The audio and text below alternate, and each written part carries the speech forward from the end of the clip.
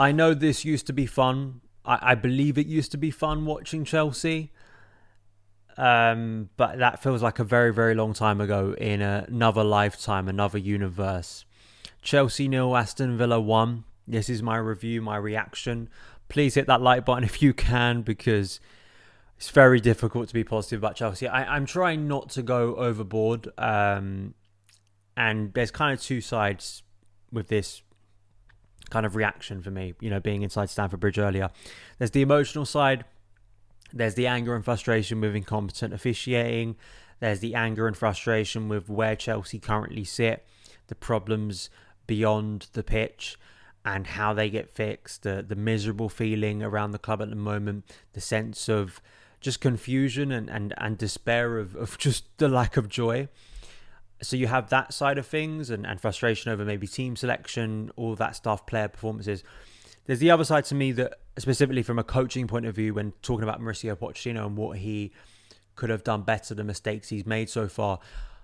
I think when Chelsea are creating high quality opportunities and players of the supposed quality and experience of Raheem Sterling are just making very, very silly decisions in the final third, you ponder how, as a coach, you're supposed to get around that. Chelsea are a team this season that are getting into dangerous areas, but Pochettino can't put the ball in the back of the net himself, and it leads to that question over Chelsea's approach over the summer of not having a bit more experience. I do rally against that, because when people say experience, do they just mean 28-year-olds? I want to know what people mean when they say experience, because we can look back to last season, which was a more experienced group that failed tragically. So, but I understand what people mean in terms of that end product, that ability to finish chances now. And my concern is with Chelsea, this group in particular, is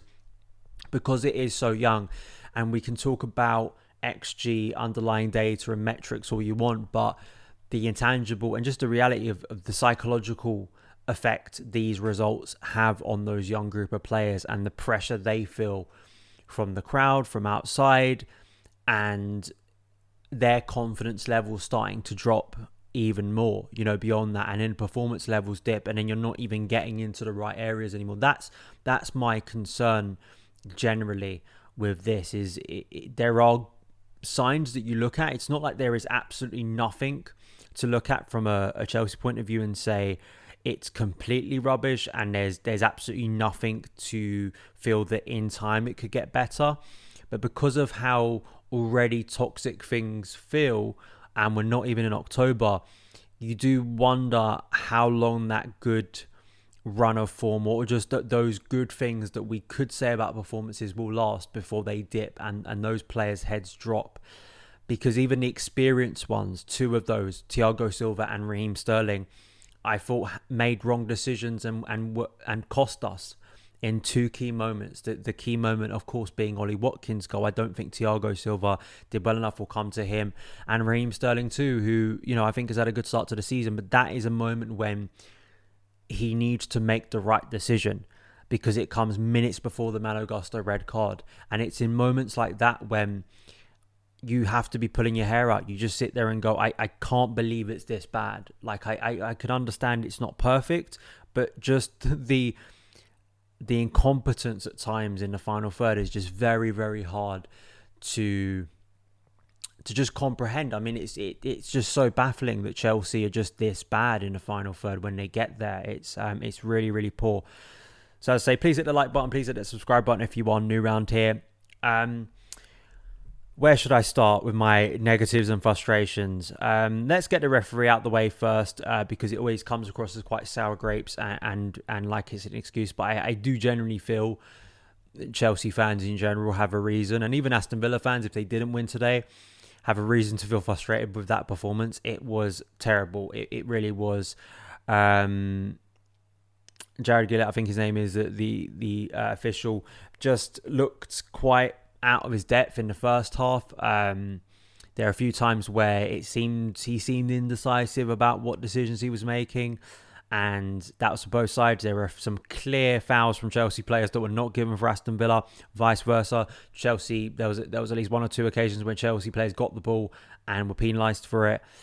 And then the comedy really at the end of the first half being 3 minutes added on. There's a lot of time where the ball is not in play, because I believe it was an Aston Villa. I know Luca Dean was being treated to. There was another Villa player being treated to. We barely had any added time at the end of the first half, and seemingly the ball gets put back into play and barely any time has gone before he's blowing the whistle. Everyone in the crowd noticed it.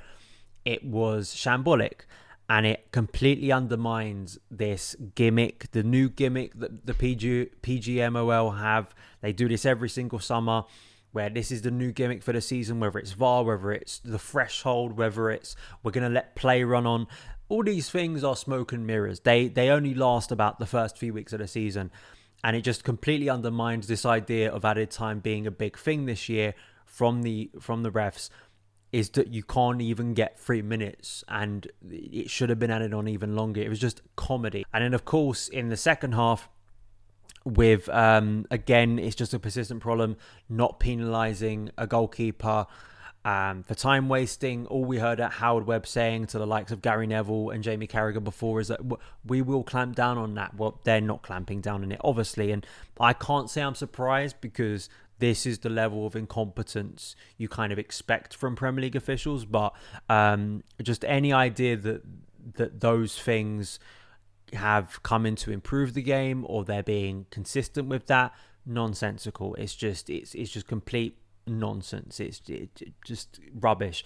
And then the Malo Gusto red card. I mean, I understand the laws of the game in terms of players being out of control, but given some of the fouls I have seen even be checked by VAR and not given as red cards, again, consistency. Do we have rules or do we not have rules? And I think it's not the fact that everyone talks about how referees will perceive incidents different. It's not like by inches. We are talking about decisions being officiated in wildly different ways, and that is what frustrates fans. It's not like I'll give and take a little bit. It's the fact that we see two incidents. One of them's worse than the other one. You have VAR as a technology to be used there, and that's not just on the referee, the official there. That's on VAR as well. Those officials responsible for that, and it's just I thought it was harsh on Malo Gusto. I did, because I've seen fouls in recent years and in recent weeks in the Premier League, even today Arsenal, that probably should have been red cards, just weren't, and it just makes a farce really of the whole situation. So let's get the official out of the way for like that, right? So from a Chelsea point of view, I still just am really, really baffled by two things that Pochettino continues to do. Arguably three, but the left back one kind of ties into Thiago Silva. I don't understand this persistence of playing Levi Colwill at left back. We're not playing as a 3-back. We're clearly playing as a 4. And it's like we have an injury crisis, but we don't have an injury crisis at left back. It's like he is approaching the situation. There's two reasons why.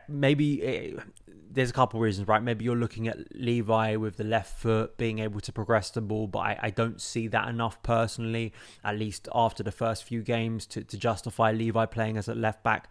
Or I think more likely you're trying to maybe protect Thiago Silva, another defender next to him to cover, which I guess is understandable when you are playing Thiago Silva. But my argument would be, why do you need that? Why are you limiting yourself? You have Ben Chilwell, one of the best left backs in this country. You have Ian Maatson, one of the most exciting young fullbacks in this country. And to utilise neither of them, I do think Poch has got to come to a point here where, like he did with Spurs in his first season, where he even with the injuries we have, I think Chelsea, he wants to play a progressive brand of football, and I don't see what pros we're getting out of Levi playing at left back. It's not like we're playing him at left centre back, for instance, and maybe playing Mudryk or someone at wing back, and maybe you're getting some end product out of that. I don't see what we're gaining out of that. It was so noticeable that Chilwell comes off the bench, and this is after the red card to Malo Gusto, and he suddenly is getting behind that Aston Villa back line, should have scored a goal, or at least done better with the chance he had.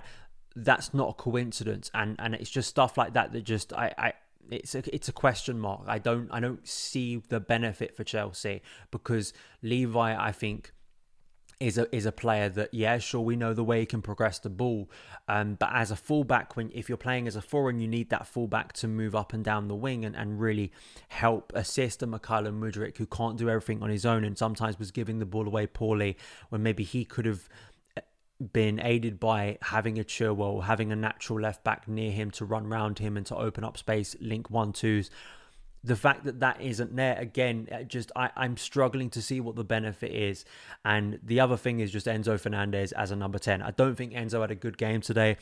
I felt that he, particularly from a demeanor point of view, it seemed like he spent most of the day having a go at everyone else, which I don't think was the best thing to see from a player who, you expect to be kind of a little bit of a leader in this team, just in the sense of, getting on the ball, making things happen, and seeing some of those numbers after the first run of games, and seeing now that we're playing him in a role that is just, again, I don't see what benefit we're getting out of it. I don't see how it's, even for a short term, it's benefiting us.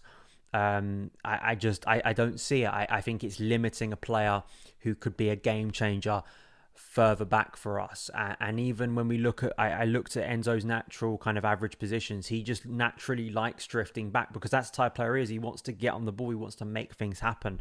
In between the lines is not where Enzo Fernandez thrives. I wouldn't even mind, because you haven't got Chukwuemeka yet, you haven't got Christopher Nkunku. What about Ian Maatsen? Ian Maatsen kind of played that role during pre-season, and he looked to be doing quite well. And I think he's the sort of player maybe that could fill that role for the time being, until Chukwuemeka's back at least. Again, it's decisions like that. I used to get really frustrated with Thomas Tuchel doing stuff like that, when we'd see Reece James at right centre back to protect maybe Azpilicueta, or Ruben Loftus-Cheek at right wing back, and I just sit there and go, again, it just seems like you are putting a limit on your own ability to hurt the opposition. And in a time where Chelsea desperately need to find ways to hurt the opposition, and finding ways not to hurt the opposition, it's something to me that it's also just not fun. Like I don't want to turn up and watch Ben Chilwell just be on the bench. I don't want to see Levi Colwill, such an amazing talent, be out of position basically, and maybe be stifled a little bit in a role that probably doesn't help him in the long term. And with Enzo Fernandez too, one of the best I think passers that probably we have in the Premier League at the moment, be kind of isolated and out of the pitch and feel a little bit awkward. Maybe it speaks to a wider issue of Chelsea's lack of clarity when you have such talent and you are not utilising them, in my opinion, to the best of their ability. And I don't think it's helping those around them personally. Connor further back, I still, even though he had a decent game against Bournemouth, I don't think he's had an awful season. There are people who love to bash Conor Gallagher every single day of the week.